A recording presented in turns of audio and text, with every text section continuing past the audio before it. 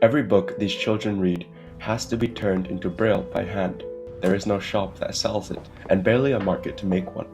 I know about this place because my school runs a group that works with it. It is in Hanoi, and it is called Vietnam and Friends, teaching blind children for 13 years. This is Nguyễn Đình Triệu School. It opened in 1982 for the blind children of Hanoi, and it is still the only school in the north of Vietnam that takes them. 1,600 children come here, and about 140 of them are blind. A block from the gate, a man named Đặng Thế Lâm runs an office that handles a place the school cannot reach. A law passed in 2010 that promised these children an equal education and bans treating them as less. I would say that the laws were written really good with all the protection for the underprivileged group. But the thing that the law must be applied in the society better. A study at this school found about 1 in 5 of the blind students were depressed over ordinary school things, falling behind in classes and being bullied for it. Most are expected to take the jobs left open to them, massage mostly. My close friend also have a blind brother, but I would say that he is like kept in home, like never go outside, and that's something really hinder him from being reach to the inclusive environment. Yeah, so I would say let them do. Vietnam and Friends started in 2011 to close the gap between the people the country overlooks and everyone else. Most of that work has gone to blind kids. Back to the 2011, because I work also with some friends not from Vietnam, they're from Germany, Belgium, and also from Vietnamese. So that's the reason why we want to create an organization who connect people to work for this one purpose, to support the people in Vietnam. So that we call Vietnam and Friends. Mr. Lam trained as a technician and taught children in a fishing village before any of this. So that I said that I was a teacher for the children in the fishing village, that they were my teachers to carry out all of my things are happening now. They changed my life, they changed my work, they changed my ideology as well. The core of the work is English, the Cambridge syllabus for young learners, September to May. They build the books for it by hand. We are using the Cambridge languages program for young learners, so that's what we are achieved. And also we have to convert the book from printed book to braille book as well. And in other programs, they can have another activity for rehabilitation skill, using the computer, using orientation mobility training. And also that is for the summer, they will have more program about the skill like microfinancing or sport like swimming or cooking as well. It runs on volunteers, recruited online and trained before they sit with a child. We are not only teach the visual impaired, but the visual impaired also teach a lot of things. They give us the lesson that we don't know. They share with us how to share the life with people, share the experience. A lot of people here, they are not professional with visual impaired, but they learn. They learn from colleagues, they learn from children as well, because the children, they are writing in Braille is better than me, of course, because their own language, own writing, so they are professional. They correct us as well. So it's always the two-way learning. We teach them, they teach us. So that is how it looks like. I would say the word about unity. That is the group to work for all the purpose. Of course, we are here with all the background differently. Like I'm not a social worker before I start 2011. A lot of my colleagues here also were not trained to become social worker, but they with all of the energy and motivation, they are willing to change their job, changing their mission to work with the purpose of the organization. Anne answered a volunteer post on Facebook in 2024, taught for a year, and came back to run the place as a new coordinator currently. After I talking to the students and other volunteers here, I realized that the visually impaired is the same. Is they just have different way of receiving things. For like 9 years teaching them, I realized something really fun, that the students are not like always sad or something. They have happiness. They enjoy their life in a different way.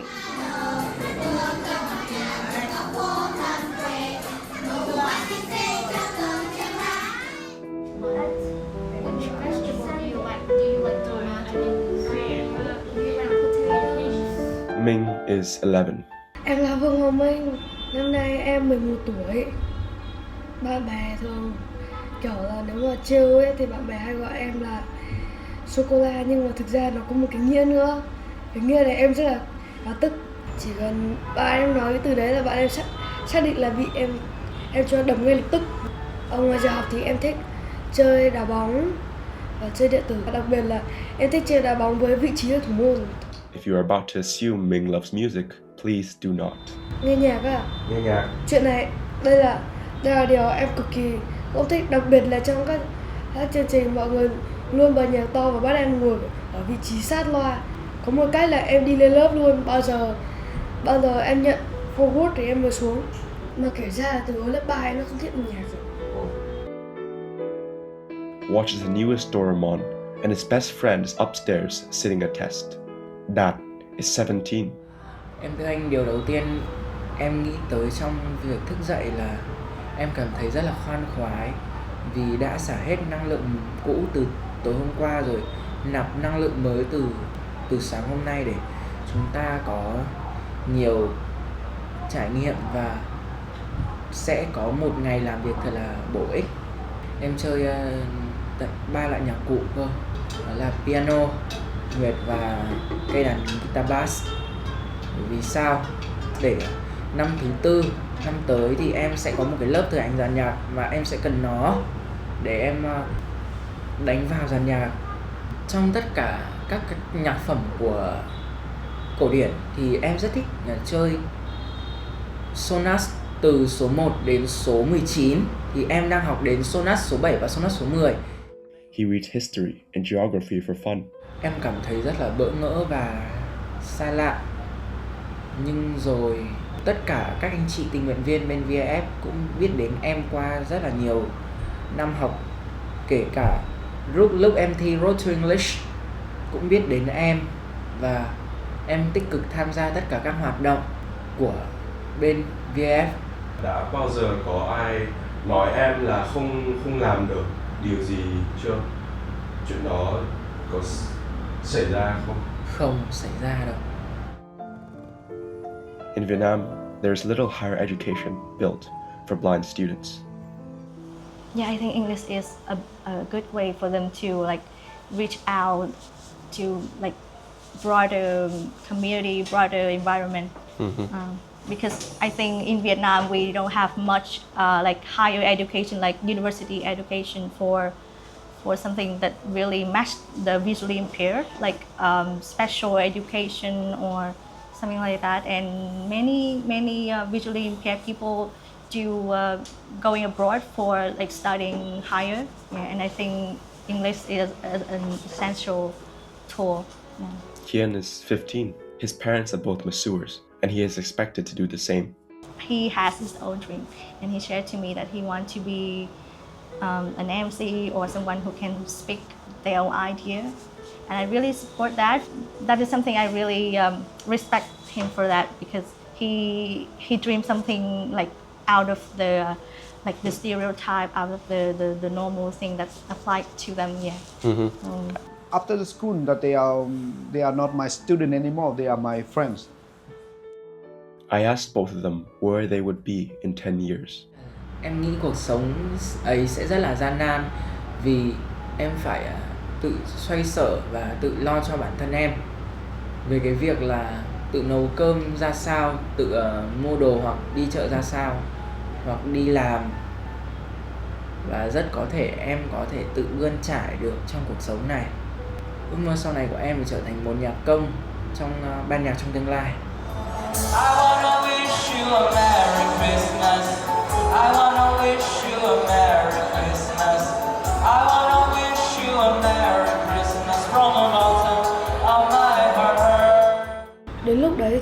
tính sau vậy, chứ bây giờ thì phải tính cho bây giờ trước cái đã. Hãy nghĩ rằng là dù mình là người khuyết tật nhưng mình vẫn có thể sống một cuộc sống hạnh phúc. Và em cũng có một câu chuyện muốn kể để chứng minh như việc đấy, là có một cậu bạn bị một người khác ném một quả bóng đập trúng vai.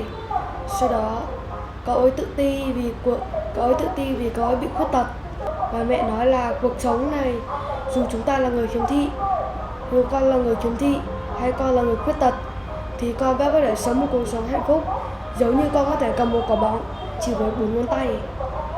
Em muốn là năm 12 tuổi em có thể cùng với bố mẹ làm một cái channel của bản thân trên YouTube, và sau này em có thể đăng các video lên. The barriers I started with are all still there, and the law still has to catch up to the page it is written on. But the lessons remain, running from September to May.